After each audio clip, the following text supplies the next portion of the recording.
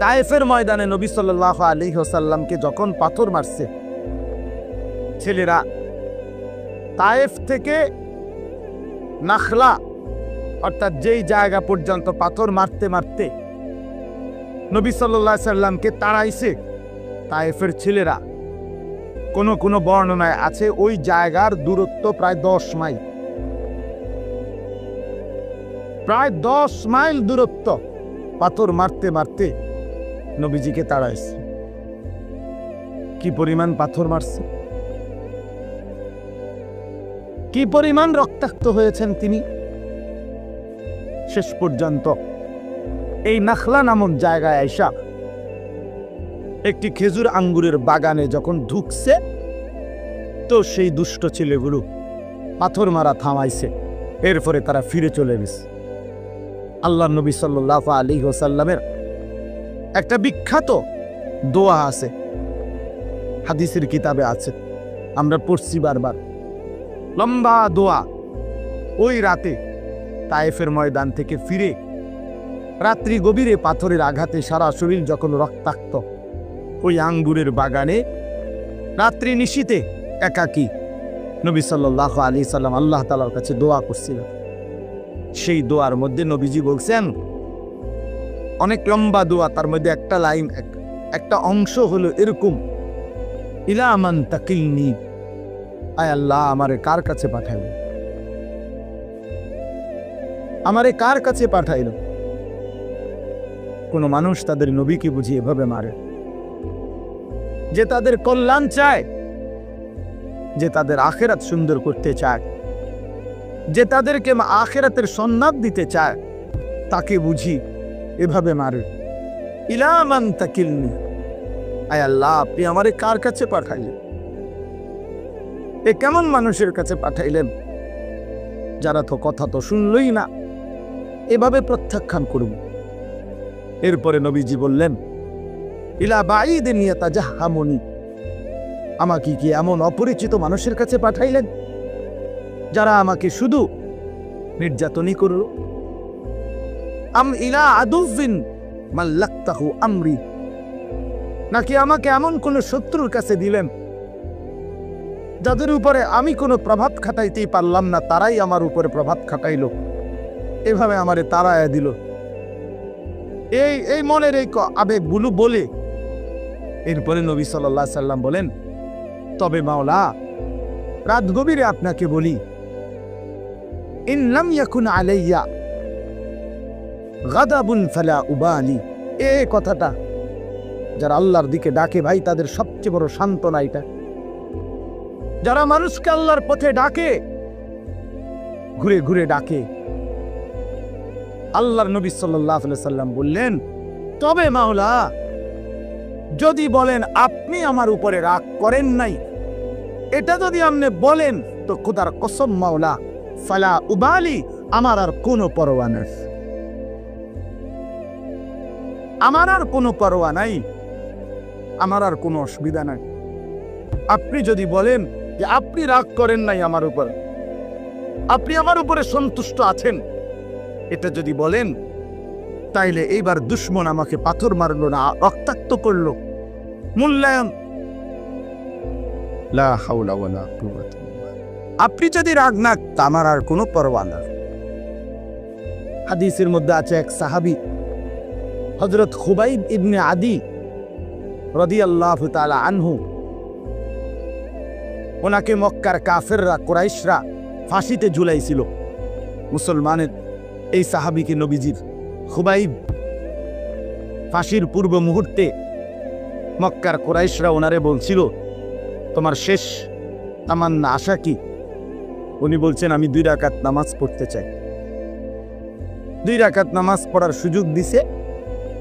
2 রাকাত নামাজ পড়ে সালাম ফিরাইয়া এই খুবাইব রাদিয়াল্লাহু তাআলা আনহু তিনি 2 হাত তুলে আল্লাহকে বলছেন, ফালাস্তু উবাদি হিনা উকতালু মুসলিমান, আল্লাহ আমি যেহেতু আপনার অনুগত হয়ে, মুসলমান হয়ে সেজদা দিয়ে মরতে পারতেছি, খোদার কসম মাওলা এবার আর আমার কোনো পরোয়া নেই, আমার আর কোনো আফসোস নেই, আমার আর কোনো দুঃখ নাই, আমার আর কোনো চাওয়া পাওয়া নাই, আমি তো আপনাকে সেজদা করে জীবন দিচ্ছি।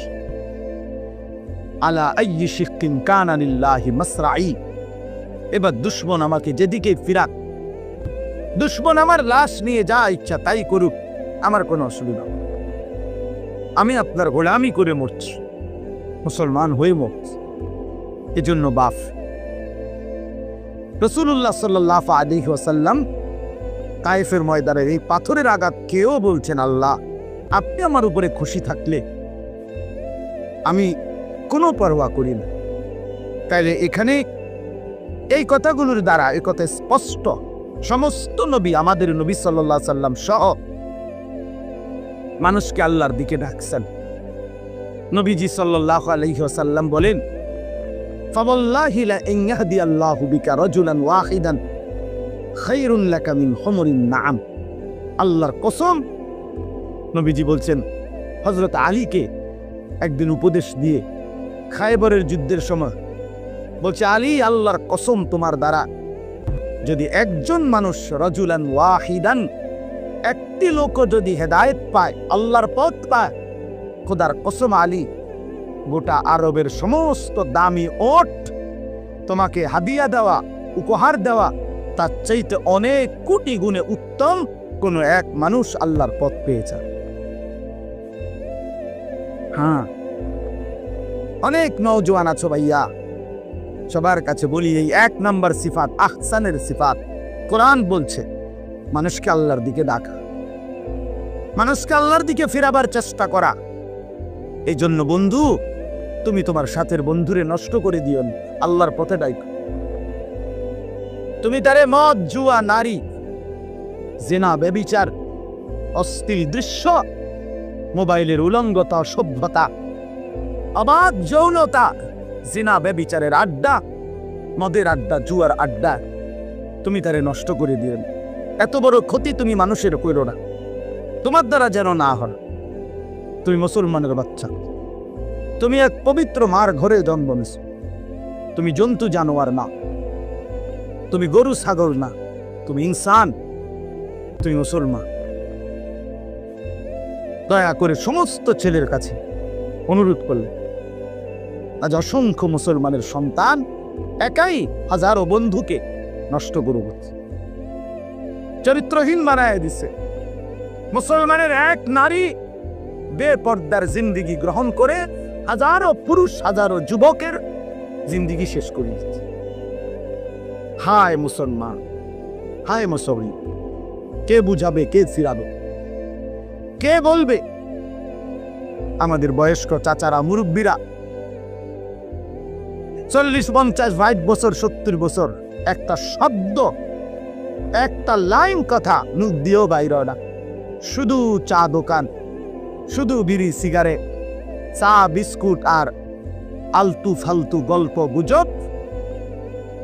নিজের ঘর, পরিবার, আপন স্ত্রী, ছেলে মেয়ে, ছেলের বউ, নাতি নাতনি, মহল্লার ছেলে পেলেরা, বাতিজা বাগিনা,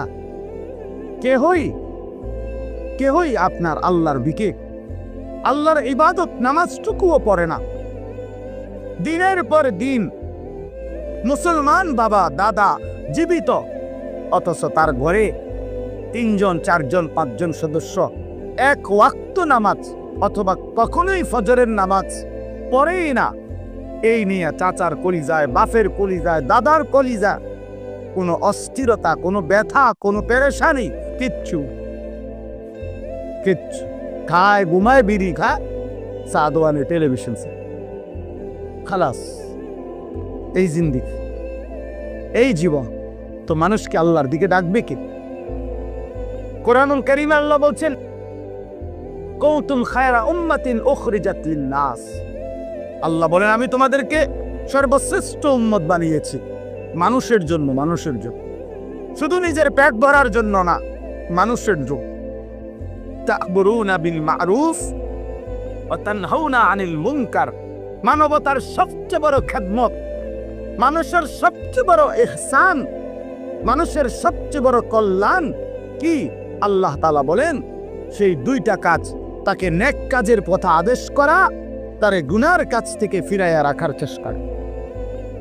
এটা হলো বন্ধুর প্রতি সবচেয়ে বড় বন্ধুত্ব। এটা এক বাবার সন্তানের প্রতি সবচেয়ে বড় ইহসান, দায়িত্ব।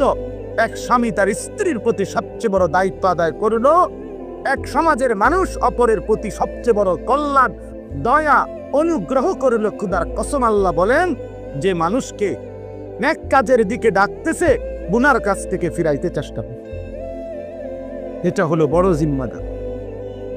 10 তলা বিল্ডিং করে দিছে রাজপ্রাসাদের মতো, কিন্তু ঘরওয়ালা কেউ নামাজ পড়ে না, আল্লাহকে ডাকে না, নামাজ পড়ে না, বন্দিগি করে না, কোরআন শরীফ পড়তে জানে না, পড়েও না, চরিত্র নাই, আখলাক নাই, পর্দা নাই, পুশিদা নাই। হায় হায়, এই জন্তু জানোয়ারওয়ালা জিন্দিগি, এই হাইওয়ানের জীবনের কি অর্থ আছে? কি অর্থ আছে বলে? এই জীবনের কি অর্থ? এই জন্য আমি বললাম, 1 নম্বরে আহসান হইতে হইলে আল্লাহ তাআলা বুঝেন মানুষকে আল্লাহর দিকে ডাকতে হবে।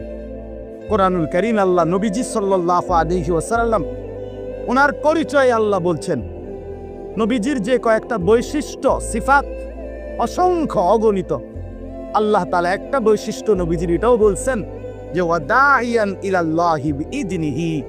আমার বন্ধুর পরিচয় শোনো, আমার বন্ধু আখিরি বন্ধু মুহাম্মদ সাল্লাল্লাহু আলাইহি সাল্লাম, তার একটা পরিচয় হলো তিনি আমি আল্লাহর হুকুমে মানুষদেরকে আমি আল্লাহর দিকে আহ্বানকারী, দাওয়াত দানকারী। এটা নবীজির বৈশিষ্ট্য, এটা নবীজির সিফাত। অতএব উম্মতে মুহাম্মাদিরও এটা দায়িত্ব। আল্লাহ নবী সাল্লাল্লাহু আলাইহি ওয়াসাল্লাম বলেন, সূরা ইউসুফে আছে, কুল হাদিহি সাবিলি আদউ ইলাল্লাহ আলা বাসীরাতিন আনা ওয়া মান ইত্তাবাআনি। এই যে সরাসরি কোরআনের আয়াত। আল্লাহ বলেন, হে নবী, বন্ধু আপনি বলেন, লোকদেরকে বলে দেন, হাদিহি সাবিলি, এটাই আমার রাস্তা, এটাই আমার জিন্দেগি, যে আদউ ইলাল্লাহ আলা বাসীরাতিন, আমি জেনে বুঝে স্বজ্ঞানে পূর্ণ ইস্তেদাদ, যোগ্যতা, জ্ঞান নিয়ে মানুষদেরকে আল্লাহর দিকে ডাকি। আদউ ইলাল্লাহ, আল্লাহ বলেন এটা, যে এটাই আমার রাস্তা, এটাই আমার কর্ম, এটাই আমার জিন্দেগি। আর কার? আনা ওয়া মান ইত্তাবাআনি, এটাই বলেন যে আমি মুহাম্মাদেরও জিম্মাদারি এটা, যুগে যুগে ওয়া মান ইত্তাবাআনি, আমি মুহাম্মদকে অনুসরণ করবে আমার যে উম্মতেরা। খোদার কসম আল্লাহ বলতে যে তাদেরও জিম্মাদারি এটা। একেবারে পরিষ্কার আয়াত, পরিষ্কার আয়াত। হ্যাঁ, হায় মুসলমান, অনেক মুসলমান এই যে মসজিদে ঘুরে ঘুরে তাবলীগের কাজ করে, দাওয়াতের কাজ করে, আল্লাহর ঘরে ঘুরে ঘুরে মানুষকে ডাকে, নিজের টাকায়, নিজের জান, নিজের মাল, নিজের সময় দিয়া। হাজারো মুসলমানের বুঝেই ধরে না এটা করে কি, এরা সিরিয়াস। আবার আপনি করে কি, আপনি দেখেন না? আপনার চোখে আপনি বুঝেন না এটা কি করে? এটা তো দেখাই যায় কি করতেছে তারা। এত মসজিদের দরজা আটকাইয়া বেড়ে থাকে না, এত ঘোষণা দেয়, মাগরিবের পরে ঘোষণা দেয় যে ভাই ইনশাআল্লাহ নামাজ বাদ, ঈমান আমলের বয়ান হবে, সব ভাই বসলে অনেক ফায়দা হবে। তো হে কি আপনি কি করে? এটা তো হে কইলেন, কথা বলেন না কেন? সে বললে না এখানে দাঁড়িয়ে, তো বলতেই আছে যে কি করে। এ তো ফজরের বাদ বয়ান করে, যে মারির তলেনি করে, এটা আপনি শোনেন না কি কয়? আসরের পরে জামাত গাছতে যাবে, মসজিদে ইমানে কিনের কথা হবে, মানে মানুষকে আল্লাহর দিকে ডাকবে, হাইটা হাইটা, ঘুরে ঘুরে, দোকানে দোকানে, রাস্তায় রাস্তায়, গলিতে গলিতে, বাড়িতে বাড়িতে, মহল্লায়। তো এ করেটা কি? আপনি এটা দেখেন তো? এটা এজন্য কোন সুস্থ বিবেকবান, খোদার কসম, কোন সুস্থ মানুষ, কোন বিবেকবান মুসলমান যাকে আল্লাহ বিবেক দিছে, সে দাওয়াত আর তাবলীগের বিরোধিতা করতে পারে না। যার বিবেক দিছে, খোদা যারে বিবেক দিছে, অসম্ভব এটা বিরোধিতা করা যায় না। ওলামায়ে কেরামের তত্ত্বাবধানে আপনাদের সবাইকে বলি আমি, যে কোনোভাবে আপনি যদি বলেন হুজুর আমার এই তরিকা এই সিস্টেম পছন্দ হয় না, যে মসজিদে থাকবো মসজিদে খাইব, প্রথম কথা হলো এটা না জায়েজ না কখনোই কোনোভাবেই। 2 নম্বর আপনার এরপরেও বুঝে ধরেন আমি মেনে নিলাম, কিন্তু মানুষকে আল্লাহর দিকে ডাকা এটা আমাদের দায়িত্ব কিনা বলে। তো আপনি যেমনে আমনেতে ভাল লাগে আপনি এমনি ডাকেন, কথা বলেন না কেন? আপনি যে বয়া বয়া বিড়ি খান এটা করেন তাকে আপনি আপনি যেমনে আপনার বুঝে ধরে যেমনে পারেন, মসজিদে পারেন আর উডানে পারেন, ঘরে থেকে পারেন আর বাজারে থেকে পারেন, আপনার জবান আপনি খুলেন। আপনি প্রতিদিন আপনার দায়িত্ব মানুষকে আল্লাহর দিকে ডাকা। কাজ তো করলেন না, যে করে নিজের টাকা পয়সা খরচ করে নিজের জান মাল কোরবানি করে তারে আপনি বিদ্রুপ করে, এর চাইতে বড় জুলুম আর কি হইতে পারে? এর চাইতে বড় বেইনসাফি আর কি হইতে পারে? অথচ আল্লাহ তাআলা আহসানের প্রথম গুণ বলল যে মান দা ইলাল্লাহ, যে মানুষকে আল্লাহর দিকে ডাকে দাওয়াত দেয়, আল্লাহ ডাইরেক্ট বললেন সেই হলো আহসান। আর আপনি বললেন 9 কথা। এই জন্য দয়া করে আপনাদের কাছে অনুরোধ করছি, এটাও দাওয়াত ওয়াজ। এই যে আল্লাহর কথা এখন বলতে, হ্যাঁ নিঃসন্দেহে দাওয়াত, কলমের মাধ্যমে লিখতেছে এটাও দাওয়াত, মাদ্রাসায় খেদমত করতেছে এটাও দাওয়াত, মানুষকে দিন বুঝাইতেছে যে কোনো ভাবে শরীয়ত সম্মত পন্থা, কোরআন সুন্নাহ সমর্থিত পন্থা আপনি দিবানিশি মানুষকে আল্লাহর দিকে ডাকেন, কিন্তু না নিজেও ডাকলেন না, যারা ডাকে ফিরাইতে চায় আপনি তাদেরকে প্রত্যাখ্যান করলেন, বিদ্রুপ করলেন, এটা ইনসাফ নেই, ইনসাফ নেই। গত 40 দিন আমি এই দাওয়াত তাবলীগের নিসবতে 26 জন সাথী নিয়ে 26 জন নিয়ে এর মধ্যে 16 জন আলেম একসাথে আমরা গত 40 দিন একটানা উত্তরবঙ্গ ছিলাম, দিনাজপুর জেলায়। গতকালকে রাত্রে আমি ফিরে আসছি জামাত থেকে। আমি গতকালকে বয়ান করছি, এর আগে 40 দিন টানা কোনো মাহফিলে বয়ান করি না, তাবলীগের সফরে ছিলাম, উত্তরবঙ্গ থেকে আসছি কালকে। আলহামদুলিল্লাহ আল্লাহ করছেন, আল্লাহর দয়ায় একটি জেলা থেকে এই 40 দিন আল্লাহর দয়া, আল্লাহ পাকের মেহেরবানিতে মেহনতে আমাদের জামাত দিবা নিশি কাজ করছে মানুষের দ্বারে দ্বারে। কি পরিমাণ আপনি অবাক হবেন, কেউ গিয়ে সচক্ষে দেখে আসেন ইমান ইসলামের কি হালাত, মুসলমানদের হালাত কি, কে দুর্বল, চতুর্মুখী। সারা পৃথিবীতে আমার মনে ইসলাম বিরোধী যত চক্রান্ত বাংলাদেশে চলে, সমস্ত চক্রান্তের মেন ক্ষেত্র একটা জায়গা এই উত্তরবঙ্গ।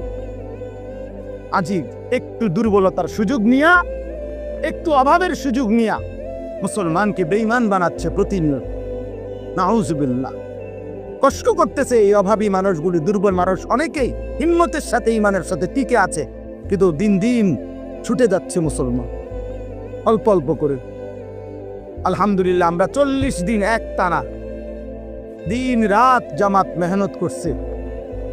জুবায়ের রংপুরে দেখতে গেছে, আমরা কাকরাইল আসছি যখন 950 মতো সাথী, 63 জামাত মোট এক চিল্লার সফরে আসছেন।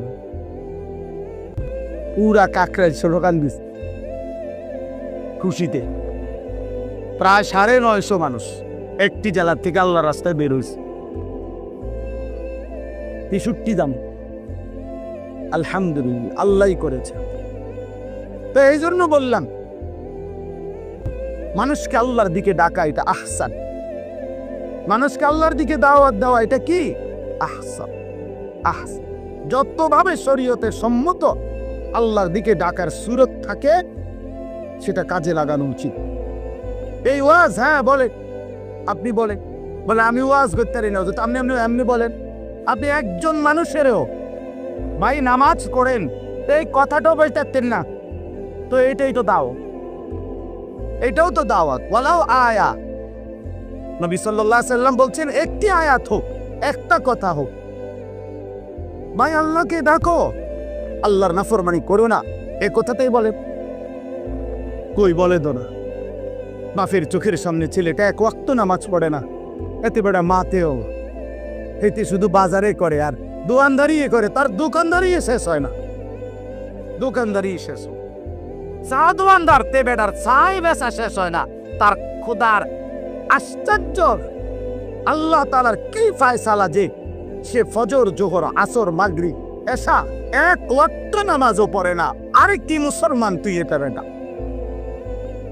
তুই কি মুসলমান রে বাপ?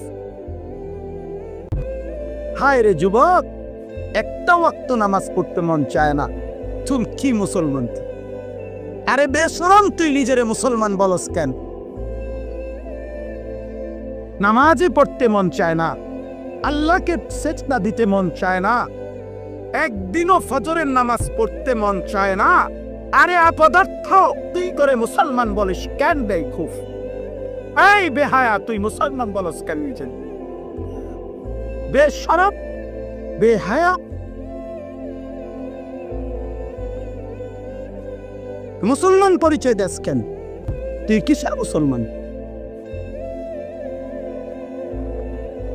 একবারও পেশাব করে পানি নাও না, ঢিলা কুলুপ ব্যবহার করো না, টয়লেট পেপার ব্যবহার করো না, পেশাবের দুর্গন্ধ নিয়া জন্তু জানোয়ারের মতো, হাইওয়ানের মতো মুখটা ফানি লস্তাবে না। তুই কি অপদার্থ, এটা কি তাই না? তো মানুষ না পায়জামা না, এটা কি না প্লাস্টিক, এটা কি তাই না?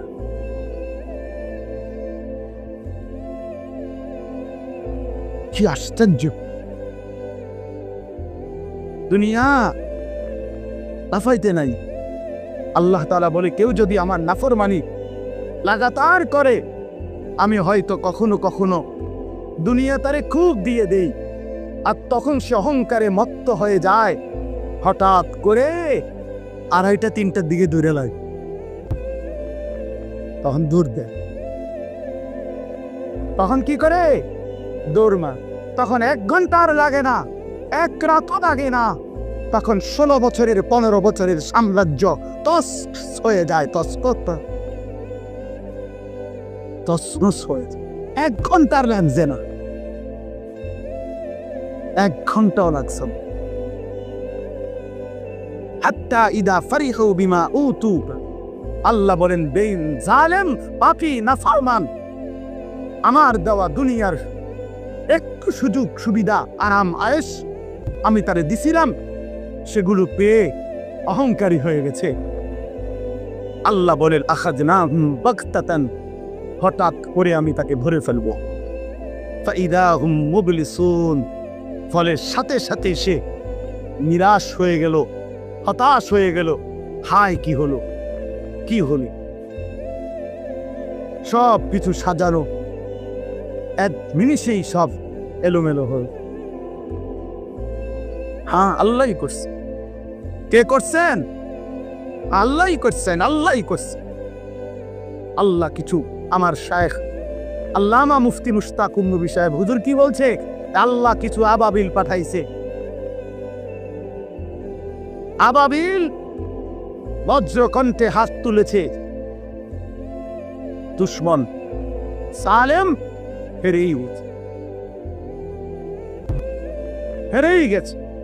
তো কে করছে ভাই? এটা সবক, এটা শিক্ষা, আমাদের এটা শিক্ষা। ব্যক্তিগতভাবে কিংবা রাষ্ট্রীয়ভাবে একজন কিংবা সমাজ কেউই অহংকার করতে নেই। একলা যুবক তুমি অহংকার কইরো না, অথবা সামষ্টিকভাবে দল, সংগঠন, পার্টি তুমিও মাতব্বরি করো না। আল্লাহ বলছেন আমি নিরাপদ রাখলে নিরাপদ। আমি যদি 1 মিনিটের জন্য নিরাপত্তার চাদর সরায় ফেলি তো তোমার আর বেল দেন, আর বেল আর কিছুই থাকে না। আল্লাহ আমাদেরকে মাফ করে দেন, আল্লাহ আমাদেরকে বুঝ দান করেন।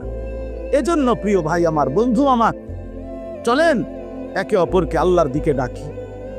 ঠিক আছে ইনশাআল্লাহ, হ্যাঁ আল্লাহর দিকে না ফেরাতে চেষ্টা কর। আল্লাহ তাআলা বলছে আমি আযাব দেই, আমি গজব দেই, আমি বন্যা দেই, আমি ঝড় দেই, জলোচ্ছ্বাস দেই, আমি রোগ দেই, অসুস্থতা দেই, সব কিছুর বিনিময়ে আল্লাহ বলেন আমার ইচ্ছা লাআল্লাহুম ইয়ারজিউন, আমার বান্দা যেন এই আযাব গজব মুসিবত দেখে, দুনিয়া একটু বিপদ পেরেশানি দেখে আমার বান্দা যেন আমার দিকে ফিরে চলে আসে। আমার কাছে চলে আসলে আমি আবার মাফ করে দেই আর আখিরাতে জান্নাত দিই।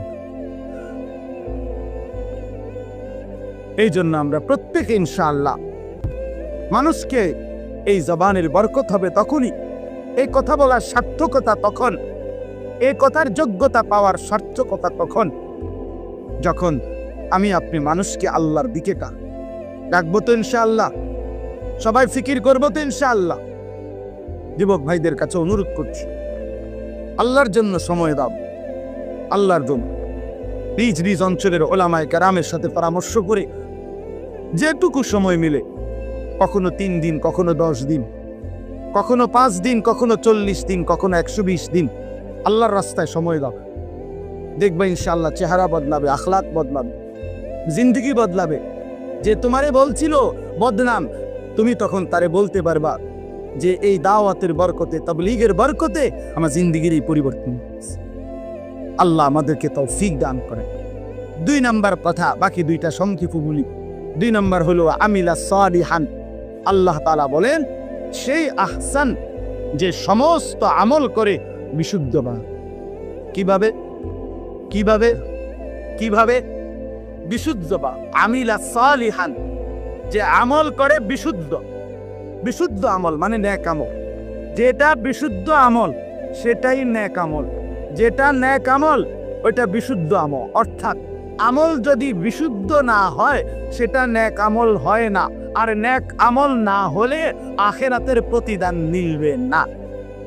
নামাজে পড়ছেন কিন্তু সহি হয় নাই, বিশুদ্ধ হয় নাই, তাহলে সেই নামাজ আপনার আখিরাতের সুফলতা আনবে না। কোরআনুল কারীমে পড়ছেন আপনি কিন্তু সেটা অশুদ্ধ, ভুল। আল্লাহর নবী বলছে রুব্বা কারিইন লিল কোরআন ওয়াল কোরআন ইয়ালআনহু।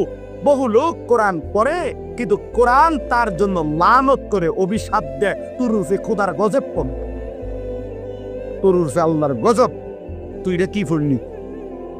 আমি কোরআন তো এভাবে নাজিল হই নাই, তুই এমনি কাকু, তুই এমনি পড়লি কে? এই অশুদ্ধ কোরআন পড়লি কে?